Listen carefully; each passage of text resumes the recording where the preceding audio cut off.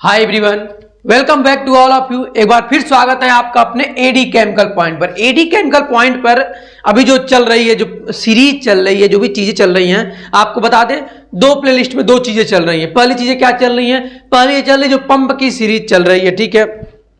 Pump के series में हमने क्या देखा कि पंप की जो सीरीज में पंप के हमने पूरे पंप के टाइप देखा, पंप के हर एक चीज पे हर एक टॉपिक पढ़ा, हर एक स्पेशल टाइप का पंप पढ़ा। ऐसा कोई पंप नहीं था जिसे हमने ना टच किया हो, ना जानने की कोशिश किया हो, ठीक है। अब उसमें हमारा एक बचा था characteristic curve of centrifugal pump, एक वो बचा है। और एक और मैं सोचा हूं जो देख रहा था, पैरेलल पंप के आसपास का जो क्वेश्चन वो देख लेंगे क्या होता है, सीरीज पंप और पैरेलल पंप के बीच में क्या डिफरेंस होता है। तो ये दो वीडियो बची हैं पंप में। उसके पहले मैंने एक शुरू किया है, जैसा कि आपको बताया था कि हीट ट्रांसफर से कम 200 क्वेश्चन, मास ट्रांसफर से 200 क्वेश्चन, सीआरई से कम ऑलमोस्ट 200 क्वेश्चन टच करने की कोशिश करेंगे। एफएम सारी चीजें हम पीईडी वीडी से उठाएंगे। तो अभी शुरू हो चुकी है हीट ट्रांसफर की टॉपिक। पिछले वीडियो में हमने टच किया था, आई होप मुझे लगता है 10 क्वेश्चन के आसपास, हमने 10 या 15 क्वेश्चन के आसपास टच किया था। डेली आता रहेगा। अभी ये वीडियो थोड़ा डिले हो गया बट अब कंटिन्यू रहेगा। डेली कम से कम 15 से 20 क्वेश्चन आपको एमसीक्यू के रिगार्डिंग मिलेगा, जो आपके इंटरव्यू के रिगार्डिंग भी सही रहेगा। अगर आप इंटरव्यू करते हो तो उसमें वो क्वेश्चन मैं यहाँ पे टच करूंगा, और अगर आप तैयारी करते हो तो वो चीजें भी आपके लिए बेहतर होगी, क्योंकि आपकी तैयारी के लिए तो समझो 100% है। और मैं ये क्यों कह रहा कि इंटरव्यू के लिए वो टच कर रहा हूं, इंटरव्यू में जैसे मान लीजिए कोई क्वेश्चन आएगा तो उस क्वेश्चन का ऐसा नहीं कि बस मैं क्वेश्चन का ऑप्शन देके टिक करा दूंगा, नहीं, उस क्वेश्चन के ब्रीफली डिस्कस होगी। इसीलिए एक वीडियो में केवल 10 क्वेश्चन ला रहा हूं, ताकि उस वीडियो के क्वेश्चन जो उस पर ब्रीफली डिस्कस हो। ये चीजें मैं क्यों आपको बता रहा हूं, ये वीडियो मैंने पहले, इस वीडियो के बारे में जो बातें मैं आज बता रहा हूं ये पहले भी बता चुका हूं, लेकिन अगर अभी भी आप नहीं जानते, हो सकता है आप नए जुड़े हो, तो ये चीजें मैं आपको बताया हूं। तो चलिए, हीट ट्रांसफर से आज हमारा एमसीक्यू का जो क्वेश्चन है वो 10 क्वेश्चंस क्या हैं, जो मैं आप जानते हैं हमेशा बना के रख लेता हूं 10 क्वेश्चन, ताकि वीडियो लंबी ना हो। जैसे कि हमने देखा था पिछले वीडियो में, हमने क्वेश्चन पर डिस्कस किया था कि difference between thermal conductivity and thermal diffusivity. अब देखो, ये क्वेश्चन ऐसा नहीं कि केवल तैयारी जो कर रहा है उस बंदे के लिए नहीं, ये इंटरव्यू में भी आपसे पूछा जा सकता है। और मैं ये बातें क्यों कर रहा हूं, क्योंकि इस क्वेश्चन का सामना मैंने भी किया है। तो मुझे जो प्रॉब्लम आई, मुझे जो चीजें आई, मैं नहीं चाहता वो चीजें आपसे भी जुड़े। क्या है डिफरेंस बिटवीन थर्मल कंडक्टिविटी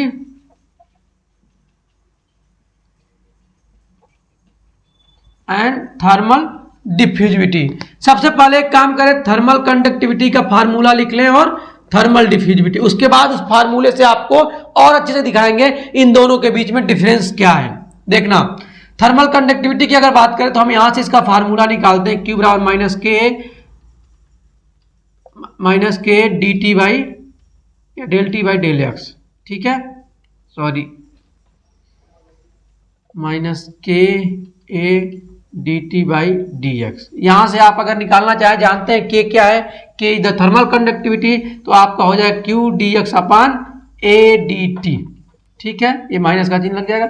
ये है आपका फार्मूला किसका, थर्मल कंडक्टिविटी का। अच्छा, अब यही बात करें हम थर्मल डिफ्यूजिविटी का, तो इसका क्या होता है, थर्मल डिफ्यूजिविटी को आप देखोगे बेसिकली हर जगह आपको अल्फा से दर्शाया जाएगा। जैसे थर्मल कंडक्टिविटी को के से, वैसे इसको अल्फा से, लेकिन कहीं कहीं आप देखोगे ना तो कैपिटल डी से भी आप इसको दर्शा पाओगे, ठीक है। तो अल्फा इक्वल टू क्या होता है, ये होता है के अपान रो सी पी, यानी k, what is k is the thermal conductivity, what is rho is density, what is C P the specific heat. कहीं कहीं जगह आपको केवल सी भी देखने को मिलेगा, तो आप कंफ्यूज मत होइएगा, वो वहां पे चर्चा स्पेसिफिक हीट की ही कर रहे हैं।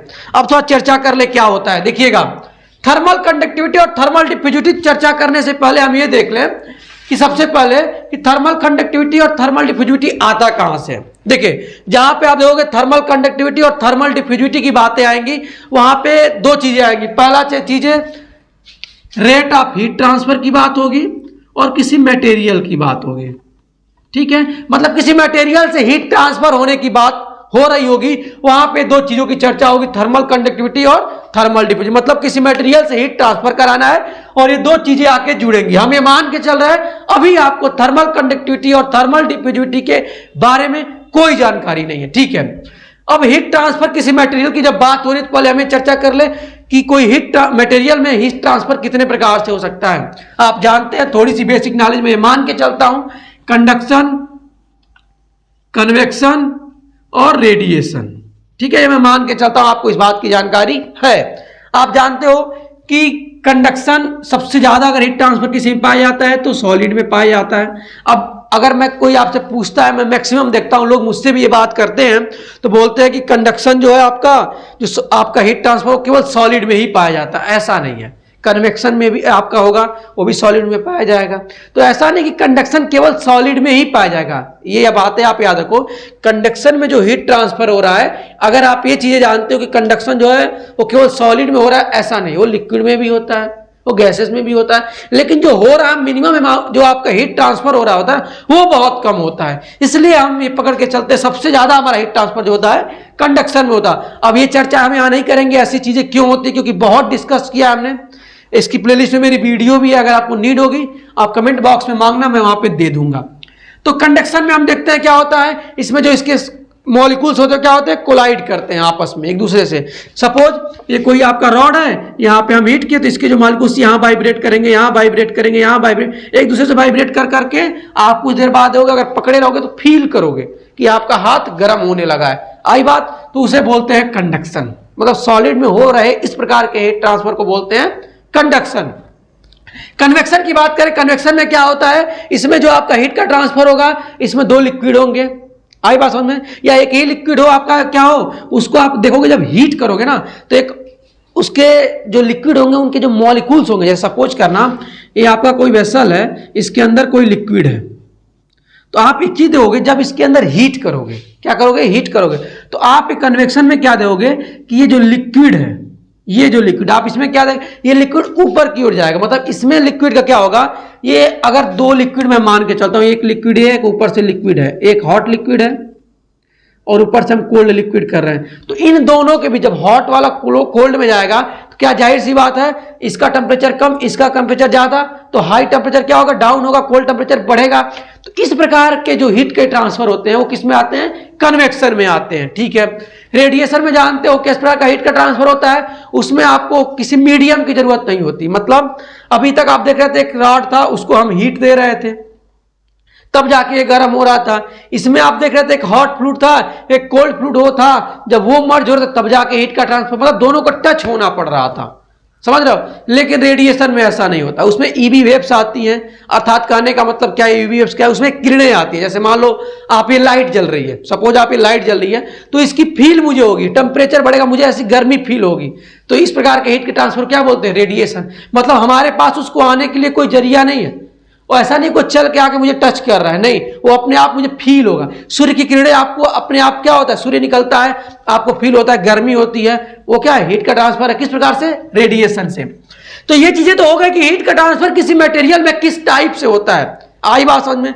अब अगर हम बात करें कंडक्शन में, तो कंडक्शन में जब किसी सॉलिड में हीट का ट्रांसफर होता है तो उसे दो चीजों से इफेक्ट होना पड़ता है, थर्मल कंडक्टिविटी, थर्मल डिफ्यूजिविटी। ये बातें याद रखना, मैं ये चीजें इसीलिए आपको जोड़ा हूं कि थर्मल, जब किसी सॉलिड में हीट ट्रांसफर होता है कंडक्शन के थ्रू, तो जो कंडक्शन होता है वो दो चीजों से इफेक्ट होता है, किससे, थर्मल कंडक्टिविटी और थर्मल डिफ्यूजिविटी। आई बात समझ में, ओके। अब थर्मल कंडक्टिविटी क्या बताता है, अब ये आना है बातों पे। थर्मल कंडक्टिविटी, अब देखो डिफरेंस की बात चल रही है, difference between thermal conductivity and thermal diffusivity. Thermal conductivity basically ये बताएगा, अगर हम निकालोगे तो ये बताएगा कोई बॉडी है, कोई मटेरियल है, उस मटेरियल में किस रेट से हीट का ट्रांसफर होगा वो ये बताएगा। मतलब आप ये कह सकते हो किसी मटेरियल की एबिलिटी को बताता है, अर्थात अगर हम अपने दैनिक जीवन में बताएं तो ये आप ऐसे समझो कि आपकी औकात को बताएगा।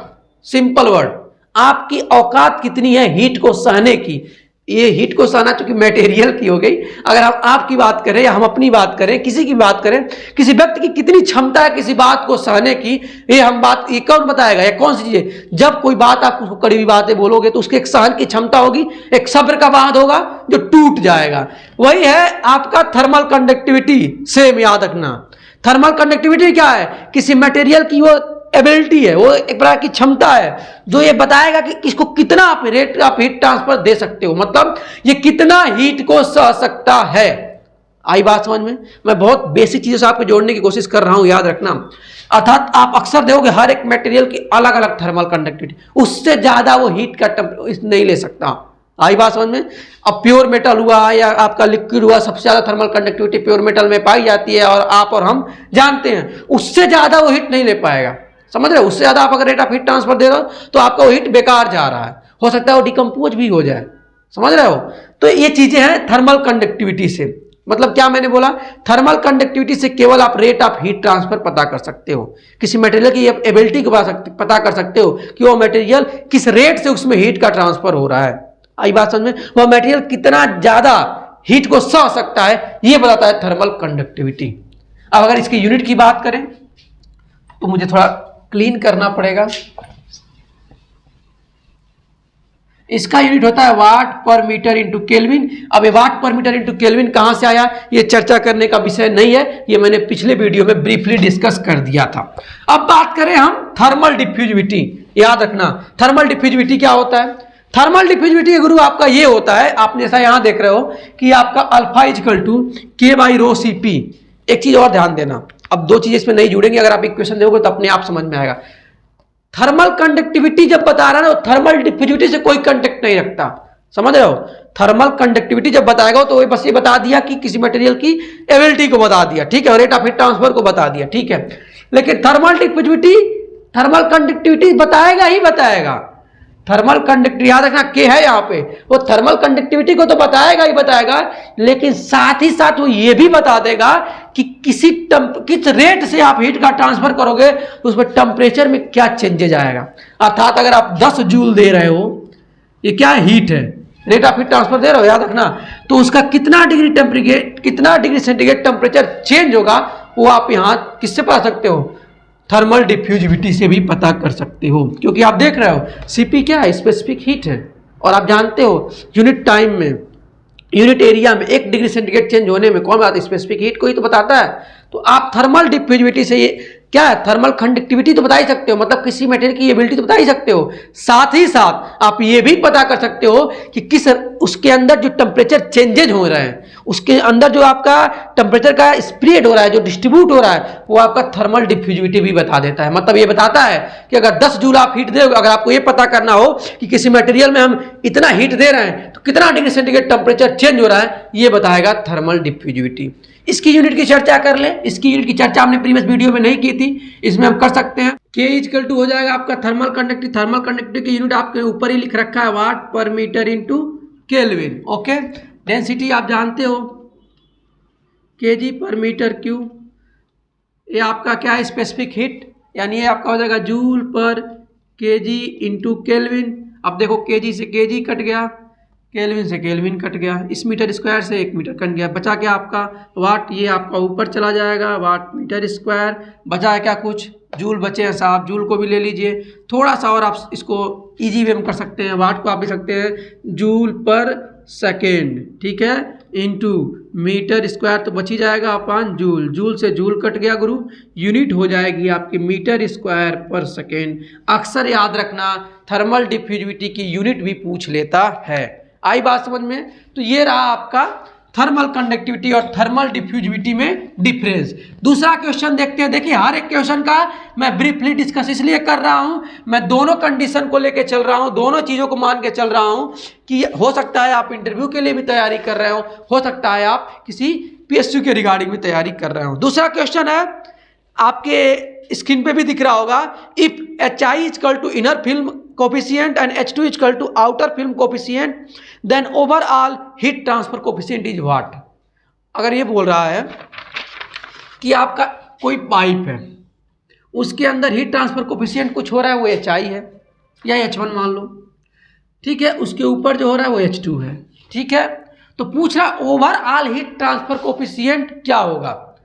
पहले ओवरऑल आप फार्मूला देख लो, Q equal to U A delta T, आप U निकालोगे तो Q upon A delta T, ये निकल के आएगा। अब आप इतना सिंपल जानते हो, मैं मान लूँ कि इसके अंदर कोई हार्ड फ्लूइड है या कोल्ड फ्लूइड, जो भी आपको मानना है, ठीक है, कोल्ड फ्लूइड। अब ये क्या पूछा कि इन दोनों के बीच ओवरऑल हीट ट्रांसफर कोफिशिएंट क्या है। अब आप बताओ, अगर ये हॉट फ्लूइड है, इसका डिग्री सेंटीग्रेड 80 है, ये कोल्ड फ्लूइड है, इसका मैं मान के चलूँ रूम टेम्परेचर पे 25 या 30 जो भी हो, तो इन दोनों के बीच जो हीट का ट्रांसफर होगा वो कितना होगा। देखो, एक होता है एक क्वेश्चन का आंसर, मैं चाहूँ तो न्यूमेरिकली भी सॉल्व करूँ तो लंबा जाएगा। मैं यहाँ कॉन्सेप्ट से समझाने को, देखो कुछ चीज़ें आप अपने कॉन्सेप्ट से ईजी वे से भी समझ सकते हो।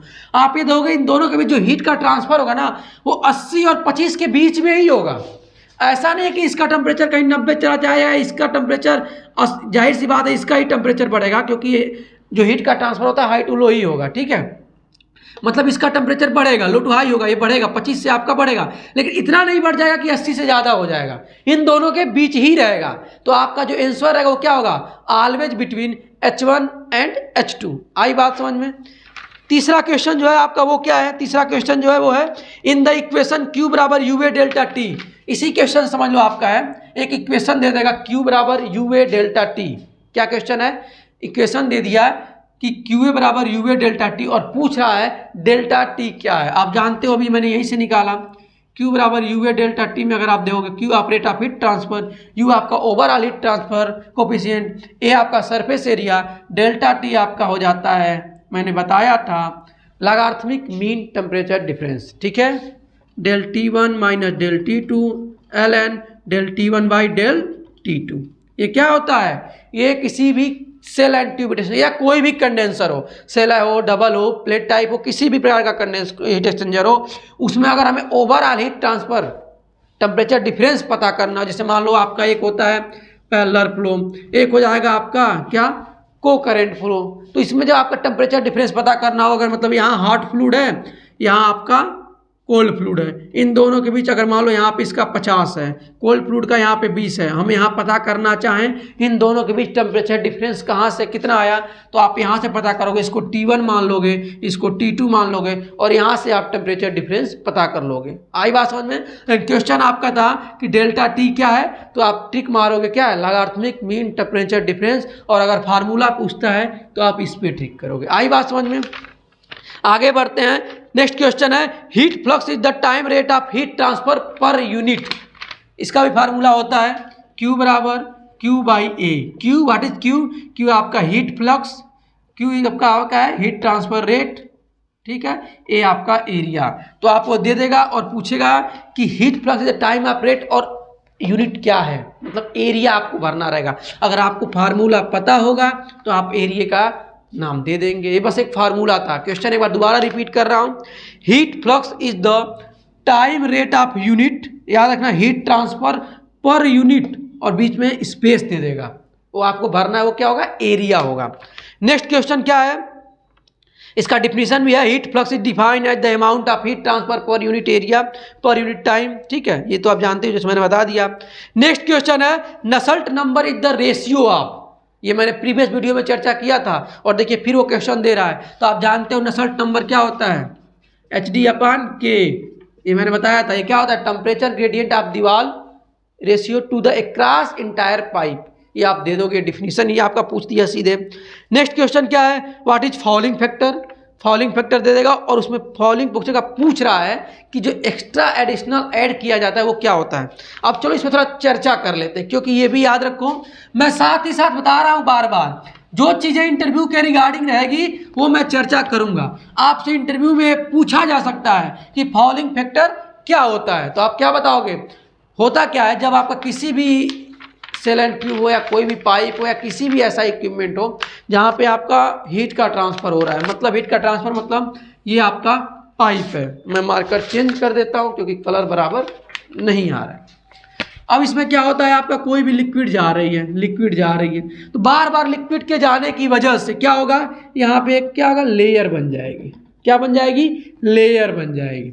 और इस लेयर की वजह से मान लो अगर हमारा ये नीचे कोल्ड फ्लूइड जा रहा है, कोल्ड फ्लूइड जा रहा है, ठीक है, हम ये मान के चल रहे हैं कोल्ड फ्लूइड जा रहा है, और इसके ऊपर आपका कोई हॉट फ्लूइड जा रहा है, ठीक है, ये आपका ऐसे है, और इसके ऊपर हॉट फ्लूइड यहाँ से आ रहा है, यहाँ से यहाँ में कंडेंसर बना दिया, ठीक है, ओके। तो अब क्या देखोगे, बार बार फ्लूइड के आने की वजह से, सबसे पहले जब एक कंडेंसर लगा नया नया था, तब बहुत जल्दी जो आपका ये कोल्ड फ्लूइड था और ये हॉट फ्लूइड था, बहुत जल्दी हॉट फ्लूइड का जो वेपर आ रहा था मान लो यहाँ पे वेपर आ रहा था या लिक्विड जो भी आ रहा था, उसका टेम्परेचर जब कोल्ड फ्लूइड के यहाँ पे टच हो रहा था ना, जब इसके एक आपका जो भी प्लेट होगा, जो भी फेस जो आपका कंडेंसर होगा, अब चूंकि इसका टेम्परेचर ज़्यादा तो ये प्लेट भी, ये सरफेस भी ठंडा होगा।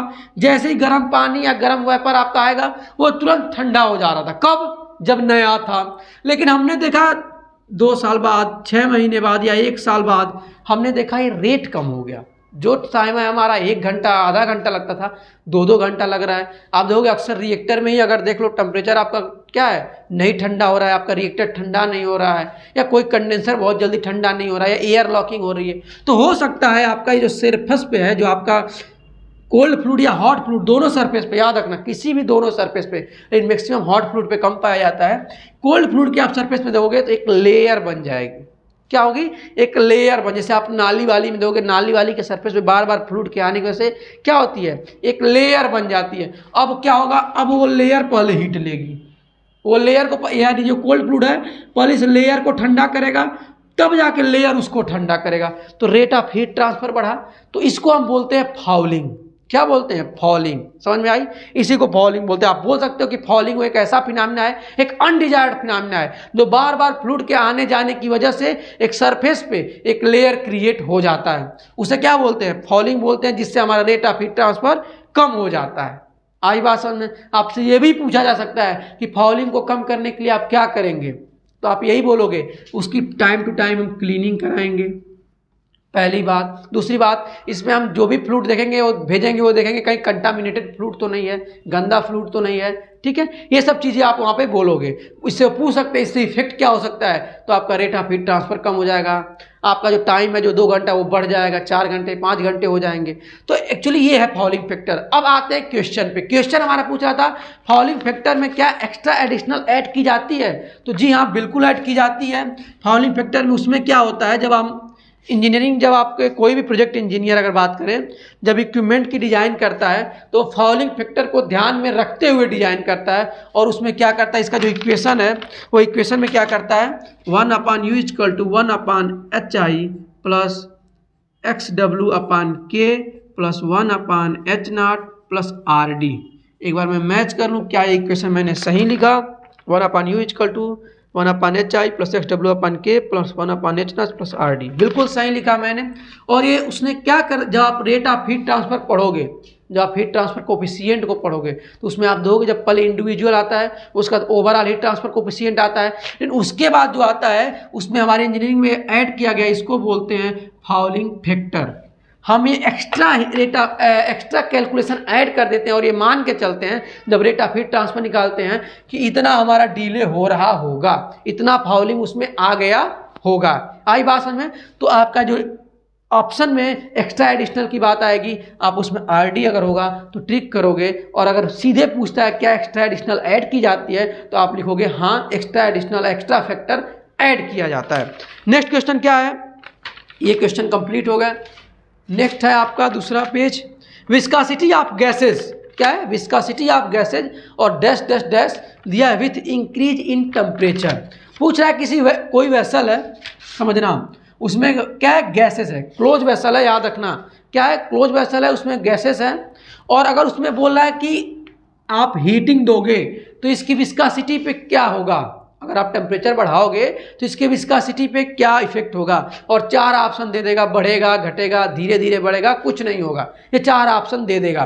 तो आपको बता दूं कि जब कोई गैस है और उसको जब आप हीट दोगे तो 2 प्रकार के उसमें गैस के कंपोनेंट होंगे। कौन कौन से? पहले होंगे स्टेशनरी फ्लूइड, ठीक है, और आपके जो स्टेशनरी फ्लूइड होंगे इसके अंदर, याद रखना वो क्या होंगे, किसी एक सबसे बात समझना, मैं समझाना क्या चाहता हूँ, जब कोई क्लोज वेसल है, क्योंकि ये जस्ट लिक्विड का उल्टा होता है। लिक्विड में क्या होता है, जब लिक्विड स्टोर होता है उसको जब हीट करते हो ना, तो उसमें क्या होता है, उसकी विस्कोसिटी घटने लगती है।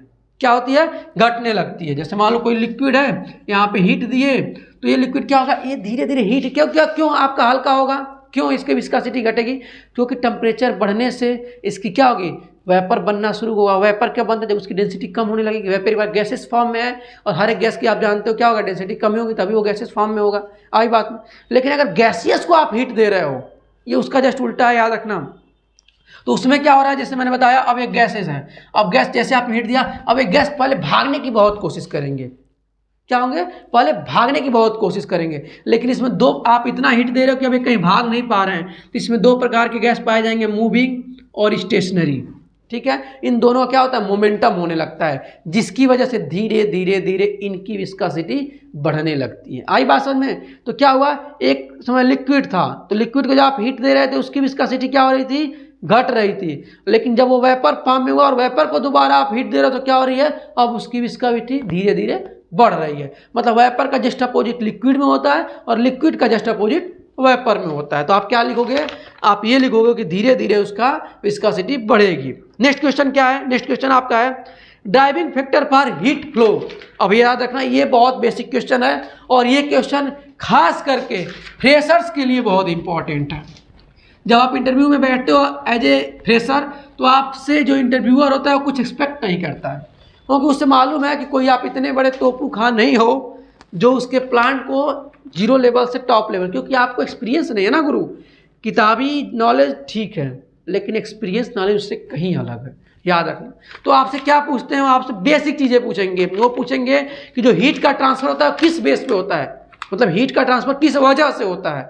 तो आप क्या बोलोगे, हीट का ट्रांसफर जो होता है वो होता है डेल्टा टी, यानी टेम्परेचर डिफरेंस की वजह से। अगर टेम्परेचर डिफरेंस नहीं हुआ तो हीट का ट्रांसफर नहीं होगा। मतलब कोई फ्लूइड हो उसका टेम्परेचर 40 हो और दूसरा कोई फ्लूइड है उसका टेम्परेचर 10 डिग्री हो, तभी जाके दोनों आपस में हीट का ट्रांसफर करेंगे। मतलब ये 40 वाला कुछ कम होगा, 10 वाला कुछ बढ़ेगा। आई बात? तो हीट का ट्रांसफर होने के लिए डेल्टा टी यानी टेम्परेचर डिफरेंस होगा, तभी कहीं पे भी हीट का ट्रांसफर होगा। आई बात समझ में? और अगर आप सिर्फ एक एक्स्ट्रा क्वेश्चन में ऐड कर दूं, मास का ट्रांसफर कब होता है, इसका क्या आपका अक्सर इसको ड्राइविंग फोर्स बोलते हैं। अक्सर लोग पूछते हैं, आपको एक टेक्निकल वर्ड बता दे रहा हूं, पूछेंगे हीट का ट्रांसफर होने के लिए ड्राइविंग फोर्स क्या है, किस वजह से होगा, तो आप क्या बोलोगे, टेम्परेचर डिफरेंस। ऐसे पूछ देंगे मास ट्रांसफर होने के लिए उसका ड्राइविंग फोर्स क्या है, तो वो अभी चूंकि टॉपिक नहीं, जब मास ट्रांसफर पढ़ेंगे तब जानते, लेकिन जान जाइए कंसंट्रेशन ग्रेडियंट, जब दोनों का कंसंट्रेशन अलग होगा तब जाके मास का ट्रांसफर होगा। नेक्स्ट क्वेश्चन आपका है when does the heat generated by fluid friction becomes applicable compare to the heat transfer between the fluid. क्या बोला है, when does the heat generate by fluid friction, मतलब ये आपका कोई सरफेस है, इस पे आपका कोई फ्लूइड जा रहा है, याद रखना। अब इस फ्लूइड पे क्या हो रहा है, फ्रिक्शन हो रहा है, इस सरफेस पे क्या हो रहा है, फ्रिक्शन हो रहा है। ठीक है, उसके बाद क्या कर रहा है, compare to the heat transfer between the fluid, यानी हीट का जो ट्रांसफर होगा वो फ्लूइड के बीच में क्या होगा, मतलब किस वजह से आपका इसमें हीट का ट्रांसफर होगा। तो आप जानते हो, अगर फ्लूइड का फ्रिक्शन हो रहा है दो लिक्विड के बीच में हो या किसी इंडिविजुअल सरफेस, तो उसके बीच में आपका हीट का ट्रांसफर हो रहा, किस वजह से हुआ, फ्लूइड की वेलोसिटी की वजह से हुआ। क्योंकि अगर फ्लूइड का रेट आप बहुत स्लो रखोगे कोई फ्रिक्शन नहीं होगा, लेकिन वही फ्लूइड अगर ज़्यादा तेज से जाएगा, ज़्यादा तेजी से जाएगा, तो फ्लूइड का क्या होगा, फ्रिक्शन होगा। फ्रिक्शन ज़्यादा होगा तो क्या होगा, हीट का ट्रांसफर बढ़ेगा। आई बात समझ में? तो ये आपका रहा इसका, यानी इसका आंसर हो जाएगा एट हाई फ्लूइड वेलोसिटी। अब चूंकि हम जब सरफेस की बात कर रहे हैं, हीट ट्रांसफर की बात कर रहे हैं, तो नेक्स्ट क्वेश्चन आ रहा है आपका, वो क्वेश्चन है the heat transfer coefficient in film type condensation dash dash dash that for drop wise condensation. अब देखिए इस क्वेश्चन को भी मैं क्या कर रहा हूँ, थोड़ा रोक रहा हूँ और एज ए इंटरव्यूअर के तौर पे अब तैयारी की बात कर रहा हूँ। अब जब फिल्म टाइप कंडेंसेशन आ गया तो पहले हम चर्चा ये कर लें, व्हाट इज कंडेंसेशन। कंडेंसेशन क्या होता है, कंडेंसेशन सर कुछ नहीं होता है, कंडेंसेशन एक ऐसा फिनोमिना होता है, एक फेज प्रोसेस फिनोमिना। क्या होता है, फेज प्रोसेस फिनोमिना, जिसमें क्या होता है, जिसमें आपका ये होता है फेज चेंज होता है वेपर से लिक्विड में। आई बात समझ में? ऐसा फिनोमिना है, दो प्रकार से हो सकता है, फिल्म वाइज कंडेंसेशन, दूसरा ड्रॉप वाइज कंडेंसेशन। आई बात समझ में? फिल्म वाइज कंडेंसेशन क्या होता है, आपका कोई सरफेस होगा, फ्लैट हो आपका या ऐसे हो, कोई सी भी तरह हो, उसमें आपको अगर मैं ऐसे पकड़ के चलूँ, ये आपका कोई सरफेस है, क्या है, ये आपका सरफेस है, इस पे कोई आपका लिक्विड आ रहा है, ध्यान देना, ये आपका कोई लिक्विड आया और इस लिक्विड के आने की वजह से क्या हुआ, यहाँ पे एक लेयर बन गई, धीरे धीरे धीरे धीरे ये लेयर बन गई। अब जो ये टेम्परेचर सीधे पहले प्लेट को दे रहा था, जिस इस वाल को दे रहा था, अब वो पहले लेयर को देगा, उसके बाद जाके हीट का ट्रांसफर करेगा। आई बात समझ में? ठीक है। अब ये क्या हो गया, सरफेस हो गया, ये आपका फ्लूइड हो गया और ये बन गई लेयर। ठीक है, इस प्रकार के क्या बोलते हैं, फिल्म वाइज कंडेंसेशन। मतलब इसमें एक प्रकार का फिल्म बन जाएगा, एक लेयर बन जाएगा, जिससे क्या होगा, रेट ऑफ हीट ट्रांसफर कम हो जाएगा।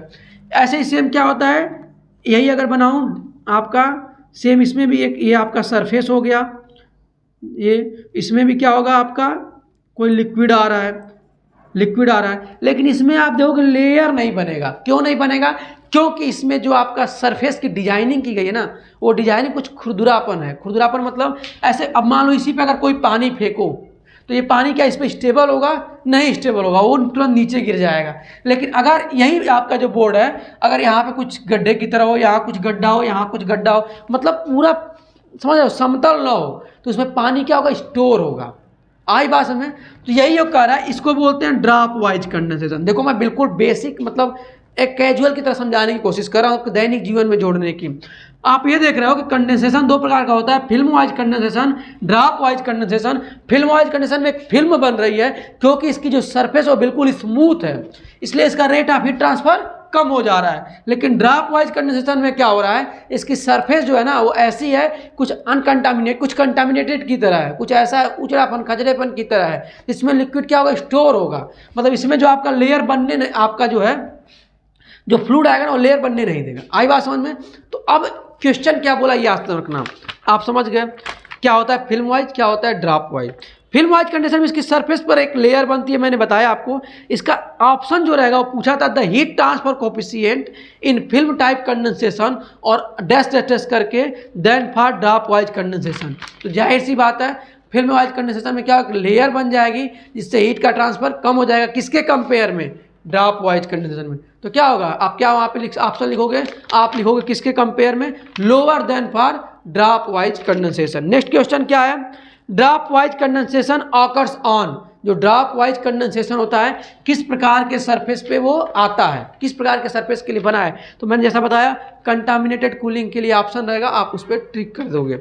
नेक्स्ट क्वेश्चन आपका जो है, क्योंकि वीडियो लेंदी हो रही है ऐसा मुझे फील हो रहा है, तो मैं इस वीडियो को यहीं पे होल्ड करता हूं और मिलता हूं कुछ अलग नए टॉपिक के साथ, कुछ अलग नए क्वेश्चन के साथ। बहुत मज़ा आएगा, मुझे तो बहुत मज़ा आ रहा है, क्योंकि नोट्स बनाने में और ये चीज़ें जानकारी देने में, खास साथ ही साथ मेरी भी नॉलेज इंप्रूवमेंट हो रही है। तो जुड़े रहिए। अगर आपको किसी चीज़ की नोट्स की ज़रूरत है तो आप कमेंट बॉक्स में सहारा ले सकते हैं। Thank you friends watching my this video.